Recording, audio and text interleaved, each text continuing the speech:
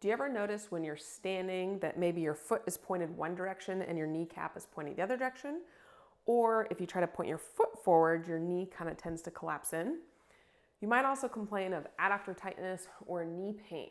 So what can be contributing this is a tibia that is stuck in some external rotation relative to a femur that is stuck in some internal rotation. So what we're going to do here first is do a little assessment to see if that foot positioning is due to what's happening in the tibia and that counter movement at the femur, or if we need to address more of what's happening straight up in the hip to turn the entire leg in one direction together. So what we're going to do here is we're going to sit down, and it's better if you have something slippery that your foot can slide on so that there's limited resistance to it. But what we're looking for is how well can your tibia, so this shin bone here, internally rotate. So that tibia being able to internally rotate is going to twist my entire foot in. Ways that people can fake it is they go to come in and they kind of sickle or hook their foot under, or they might feel a lot of cramping in their arch to try to make that movement happen. Now you're just trying to compensate for that movement in your foot and arch instead of being able to get that movement in your tibia instead. So this could be explaining why you're feeling some things in your foot that you might be feeling. Another thing that people will do is they'll go to turn their foot in and they'll kind of turn their whole leg in. So what we're looking is for that tibia to rotate internally, independently from the femur and from the foot. Now, this is an important mechanism for bending your knees to help your knee unlock to bend, and then it's going to externally rotate to be able to straighten back out.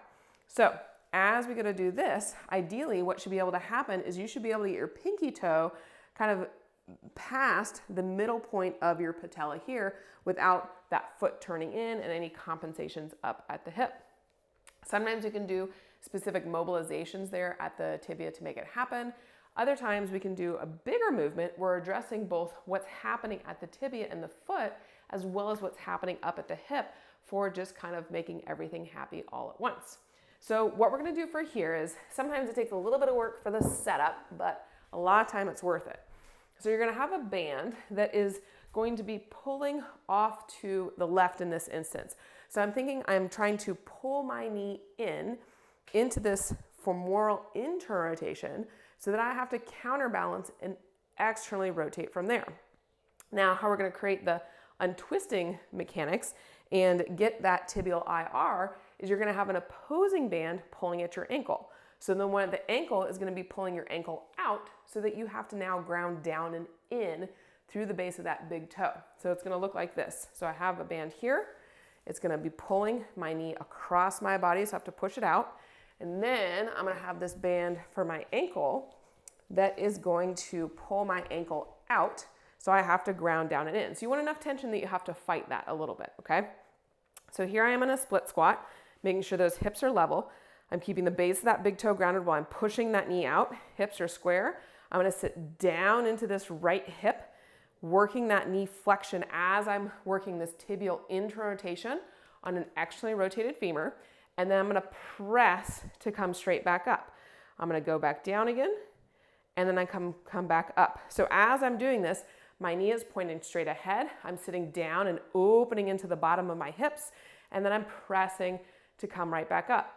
You might feel the side of your hip working here. You might feel some opening in the back side of your glute here. You might feel your arch working.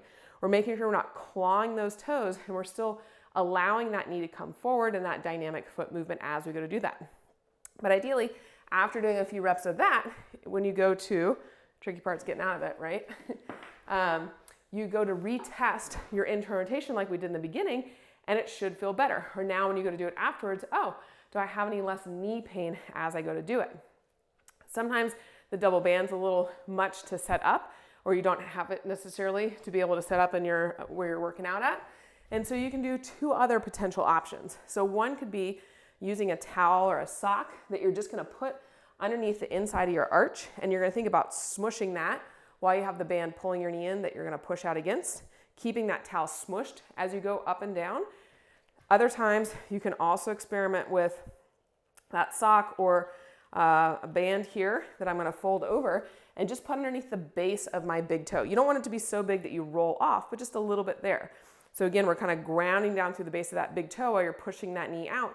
and going down and back up, only going through the range that you can, that those hips can stay level. You shouldn't have any knee pain as you're doing this.